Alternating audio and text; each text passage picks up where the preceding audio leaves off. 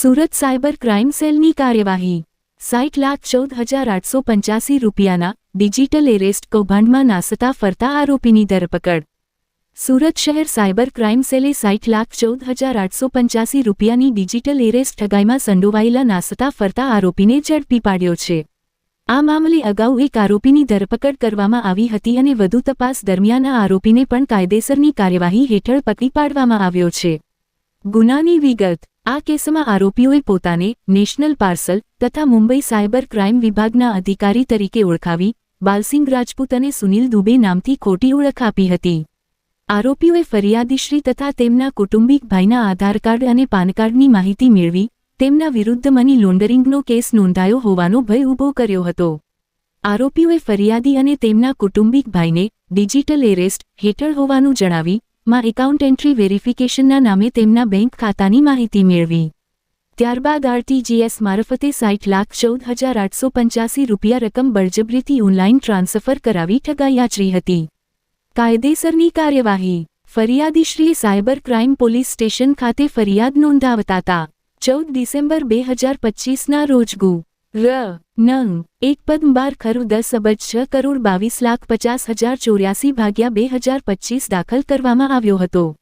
આ ગુનો ભારતીય ન્યાય સંહિતા 2023ની કલમ 308, 7, 204, 61, 235 તથા ઇન્ફોર્મેશન ટેકનોલોજી એક્ટની કલમ 66, સી અને 66, ડી હેઠળ નોંધાયો હતો। પોલીસની કામગીરી। સુરત શહેરના પોલીસ કમિશનર અનુપસિંહ ગહલોત તથા સંયુક્ત પોલીસ કમિશનર ક્રાઇમ રાઘવેન્દ્ર વત્સના માર્ગદર્શન હેઠળ નાયબ police commissioner cyber cell Vishakha જૈનને નાસતા ફરતા આરોપીઓને શોધી કાઢવા સૂચના આપવામાં આવી હતી। મદદનીશ police commissioner cyber crime S. E. ડેનિયલ્સના માર્ગદર્શન હેઠળ પો. Inspector Y. એસ. ગામિતે ટીમ બનાવી ટેકનિકલ વર્કઆઉટ દ્વારા આરોપીને શોધી કાઢ્યો હતો।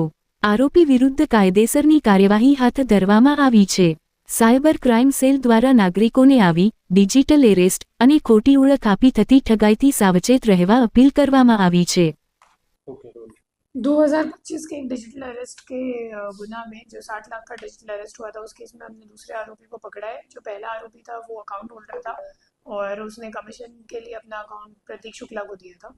अभी हम जिसको पकड़ के लाए हैं वो प्रतीक शुक्ला है और वो हरियाणा में जो मुख्य गैंग है इंडिया से जो काम कर रही है उनके साथ जुड़ा हुआ है और आगे इस दिशा में तपास चालू है। 2025નું એક ડિજિટલ અરેસ્ટના ગુનામાં અમે લોકોએ બીજો આરોપી પ્રતીક શુક્લાની ધરપકડ કરી છે। એ જે ડિજિટલ અરેસ્ટ છે એ 60 લાખનું હતો અને એમાંથી 1.5 લાખ રૂપિયા જે અકાઉન્ટમાં ગયા હતા એમને અગાઉ અમદાવાદથી ઝડપી પાડવામાં આવ્યો હતો। એમનું નામ હતું અંકુર કુશવાહા અને અત્યારે જે આરોપી છે એને અંકુર કુશવાહાથી અકાઉન્ટ લીધેલી હતી કમિશન માટે અને એ જે પ્રતીક શુક્લા છે અત્યારનો જે આરોપી છે એ હરિયાણામાં જે મુખ્ય ગેંગ ઇન્ડિયાથી કામ કરે છે એમને અકાઉન્ટ અને અકાઉન્ટની ડિટેલ્સ આપવાનું કામ કરતો હતો।